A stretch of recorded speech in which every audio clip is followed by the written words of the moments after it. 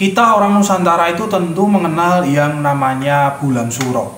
Nah, dulu itu pernah dibuat film horor ya, yang mana film ini dibintangi oleh almarhumah Susana. Tentu kita tahu siapa Susana tersebut, yang mana beliau adalah artis film horor yang paling terkenal di masanya. Di bulan Suro ini, menurut kepercayaan sebagian besar masyarakat Jawa, itu dilarang keras melaksanakan hajatan, kemudian membangun rumah, menikah, ijab kabul, dan lain sebagainya. Dikarenakan ya, kalau melakukan hal tersebut itu ada mitos akan mendapatkan bala, musibah, ataupun kutukan. Nah, benarkah seperti itu? Kali ini kita kupas tentang mitos tersebut agar kita semua tahu tentang bagaimana kebenaran mitos itu. Simak sampai selesai.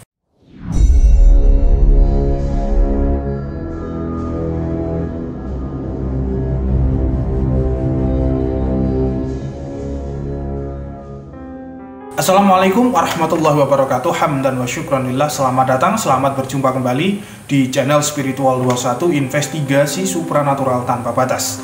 Adanya bulan Suro pertama kali itu dicetuskan oleh beliau Sultan Agung yang menggabungkan kalender Islam dengan kalender Saka atau kalender Jawa ya.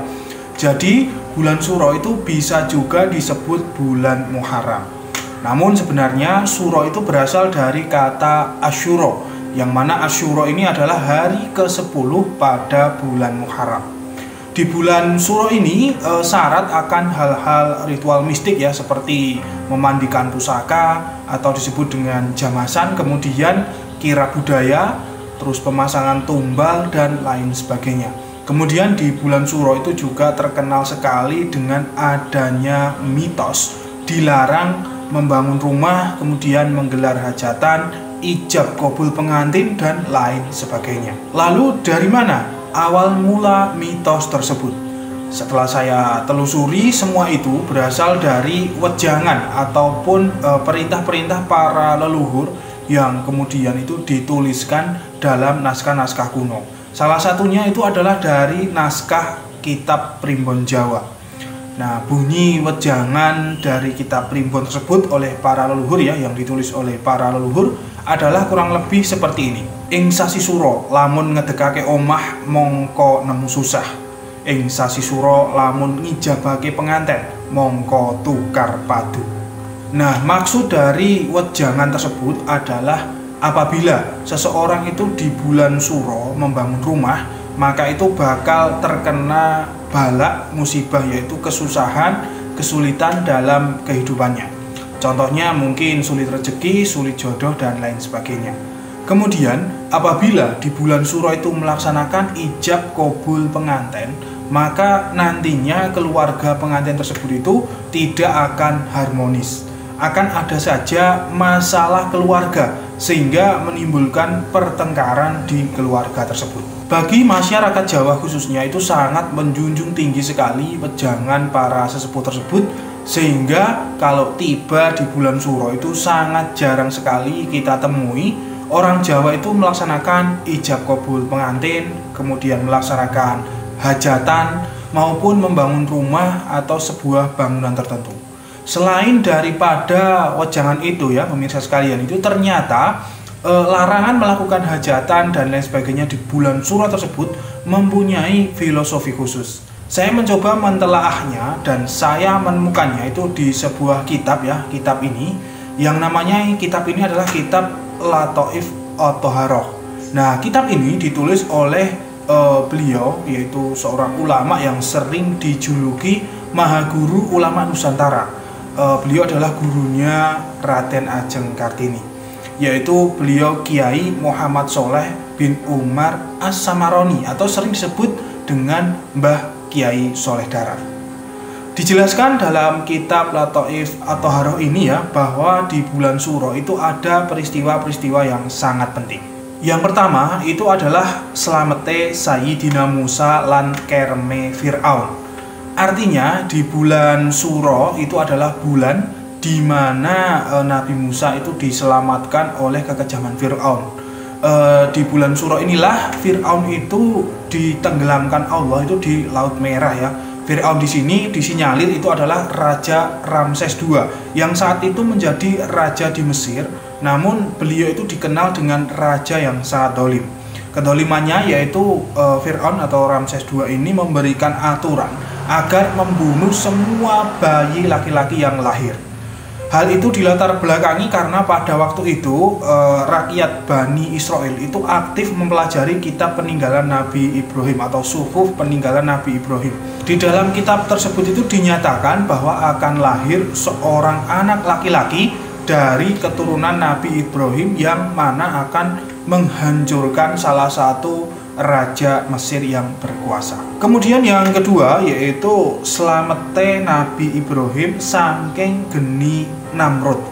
Artinya di bulan Suro ini merupakan bulan di mana Nabi Ibrahim itu diselamatkan Allah dari kejahatan Raja Namrud, yaitu ketika itu Raja Namrud itu ingin membakar Nabi Ibrahim hidup-hidup karena beliau itu telah menghancurkan berhala-berhala Raja Namrud tersebut. Kemudian yang ketiga yaitu keterimane taubate Nabi Adam.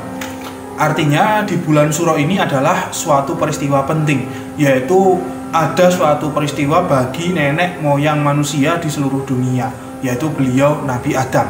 Nabi Adam alaihissalam itu telah membuat kesalahan kepada Allah, yaitu makan buah huldi, yang mana maknanya itu telah berzina kepada beliau Siti Hawa. Lalu kemudian setelah Nabi Adam dan Siti Hawa melakukan perbuatan tersebut, maka Allah itu menghukum Nabi Adam, yaitu Nabi Adam itu dipisah dengan Siti Hawa di dunia ini.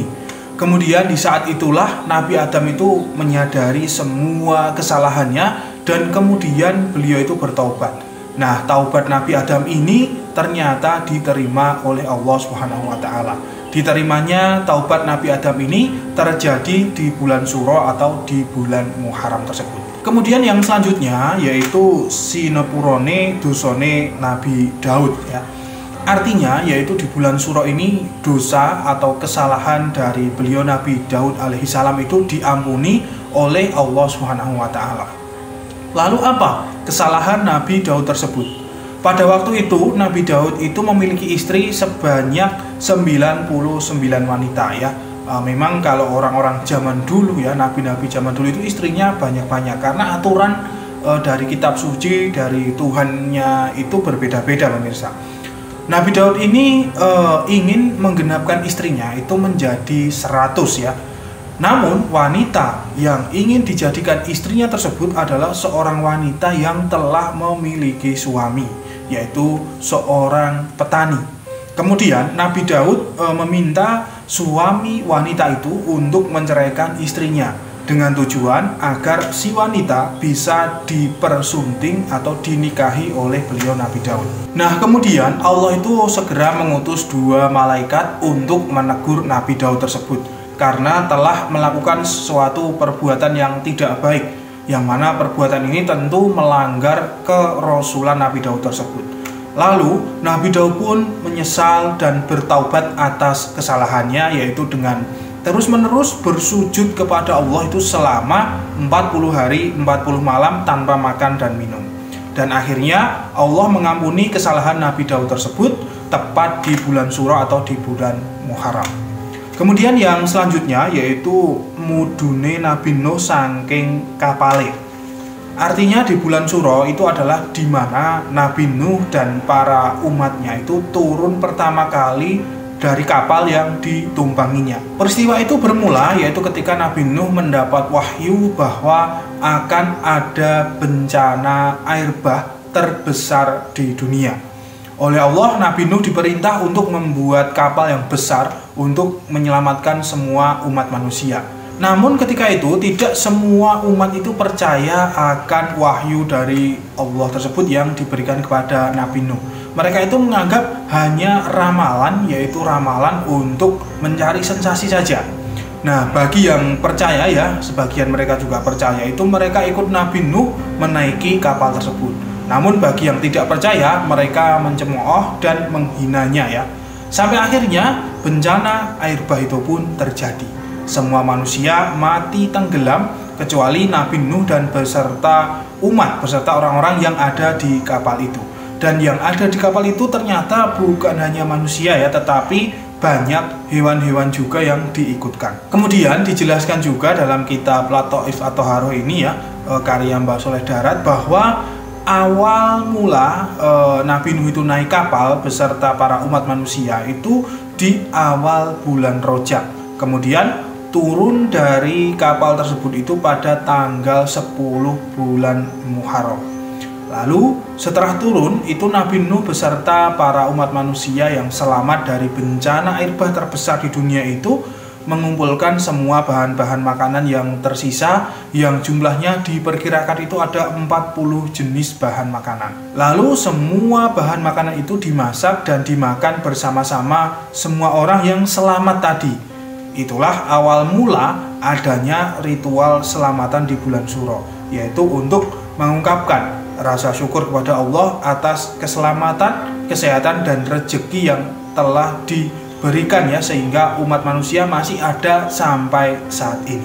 Nah pemirsa sekalian, dari poin-poin yang sudah saya jelaskan tadi, yaitu menjadi dasar filosofi bahwa di bulan Suro itu dilarang melakukan hajatan, pesta, dan lain sebagainya.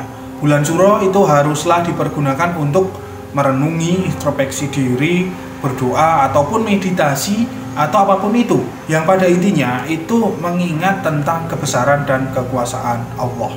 Maka dari itu para pujangga Jawa jauh-jauh hari itu menuliskan wejangan-wejangan khusus tersebut dalam berbagai manuskrip ya, termasuk salah satunya dalam kitab Primbon. Mungkin pemirsa sekalian pernah membacanya. Sebenarnya kalau mau melaksanakan hajatan atau apa di bulan Suro itu tidak masalah. Hanya saja sebagai orang yang beradab, yang menjunjung tinggi nilai-nilai leluhur, dan kita tentu saja orang yang beragama, tentu hal tersebut adalah kurang etis atau kurang baik, yang mana kita tidak menghargai tentang peristiwa-peristiwa yang terjadi di bulan Suro tersebut. Kita malah enak-enakan hajatan, pesta-pesta, dan lain sebagainya. Maka dari itu para leluhur kita itu melarang hal tersebut atas dasar filosofi seperti itu. Nah mungkin cukup itu dulu, mungkin bisa kita lanjutkan di pembahasan yang lainnya. Saya Patih Nur Alam undur diri. Subhanakallahumma wa bihamdika asyhadu an la ilaha illa anta astaghfiruka wa atubu ilaik. Alhamdulillahirabbil alamin. Wassalamualaikum warahmatullahi wabarakatuh. Akan selalu ada misteri di dunia ini. Salam spiritual.